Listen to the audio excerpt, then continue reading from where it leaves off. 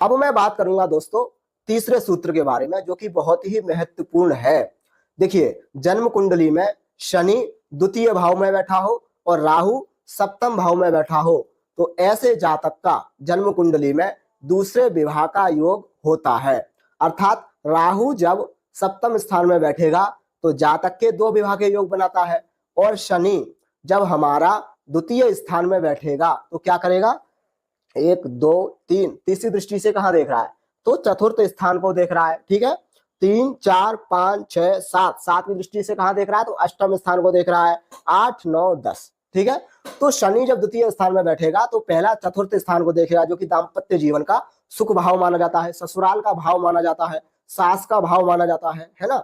और अष्टम भाव पर उसकी सप्तम दृष्टि होगी, तो क्या होगा, अष्टम भाव हमारा दाम्पत्य जीवन का सुख का भाव माना जाता है। और आपकी जन्म कुंडली में वहीं राहु सप्तम भाव में बैठ जाए, कहीं ना कहीं जो है आपका दूसरा विवाह अवश्य कराते हैं ये दोनों ग्रह। जब शनि द्वितीय भाव में हो, राहु सप्तम स्थान में हो, मैं आपको उदाहरण के सहित भी समझा देता हूं। देखिए, शनि द्वितीय स्थान में हो, राहु जो है सप्तम स्थान में हो, शनि की 3 दृष्टियां होती हैं, पहली 1 2 3। ठीक है, तीसरी दृष्टि से चतुर्थ स्थान को देख रहा है, सप्तम दृष्टि से अष्टम भाव को देख रहा है। यही कारण है जिसके कारण जो है शनि और राहु दोनों ही दूसरे विवाह का योग बनाते हैं। ठीक है, अब मैं बात करूंगा दोस्तों अगले सूत्र के बारे में, जो कि आपको अच्छे तरीके से समझ में आ जाना चाहिए।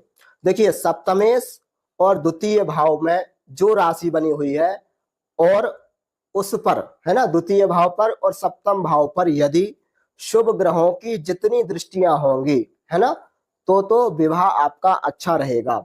और यदि द्वितीय और सप्तमेश या द्वितीय भाव पर या सप्तम भाव पर जितने ग्रहों की दृष्टियां होंगी, ऐसा बताते हैं, यदि पाप ग्रहों की, जितने पाप ग्रह देख रहे होंगे उतनी ही पत्नियां होती हैं। तो मैं आपको उदाहरण के सहित समझा देता हूं।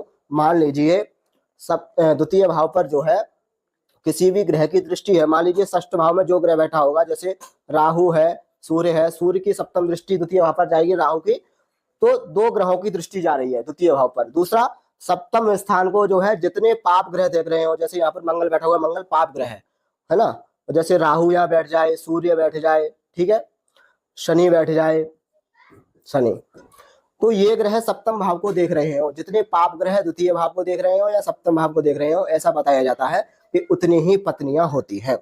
तो दोस्तों, आपको आज मैंने बताया है दूसरे विवाह के योग कुंडली में कब बनते हैं और आपका दूसरा विवाह हो पाएगा या नहीं हो पाएगा, उन सभी स्थितियों के ऊपर मैंने बात की है। आप यदि जानना चाहते हैं अपनी जन्म कुंडली के अनुसार आपकी पहली मैरिज खराब हो चुकी है और यदि आप दूसरा विवाह करना चाहते हैं और आपका दूसरा विवाह नहीं हो पा रहा है, तो क्या परेशानी है आपकी कुंडली के अनुसार, कौन से ग्रह आपके कुंडली में ज्यादा खराब है, तो आप मात्र मेरे से 351 रुपए में जान सकते हैं। तो अगली वीडियो में मिलूंगा, जब तक के लिए नमस्कार, राधे राधे।